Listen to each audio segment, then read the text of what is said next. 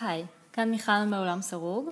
היום אני אלמד אתכן דרך חדשה וקלה לסרוג את טבעת הקסם, ואני מאוד מקווה שאתן יושבות כי אני נפלתי כשראיתי את השיטה הזו.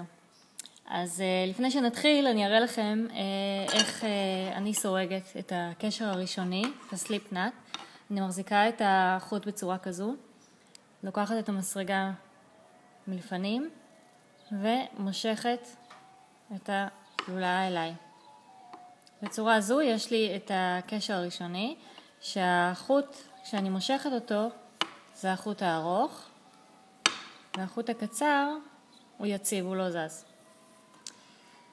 עכשיו נעשה את אותו קשר, אבל הפוך. אני מחזיקה את החוט הקצר כלפי מעלה, וניקח קצת יותר חוט, ויוצרת שוב את הסליפ נאט, את הקשר הראשוני. אבל עכשיו, מה שמושך את החוט זה החוט הקצר, והחוט הארוך הוא יציב במקומו.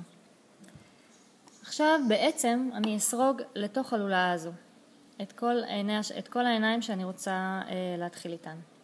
אני מתחילה בעין שרשרת, ועכשיו אני אסרוג 8 חצאי עמודים לתוך הטבעת.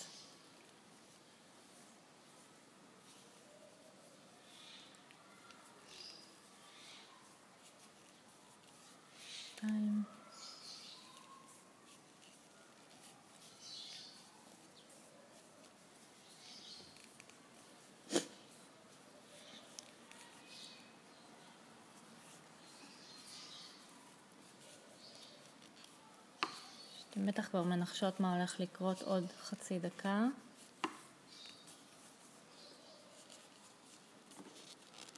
שמונה חצאים. וכל מה שנשאר לי לעשות זה לקחת את החוט הקצר ולמשוך אותו עד הסוף. ומה קיבלתי?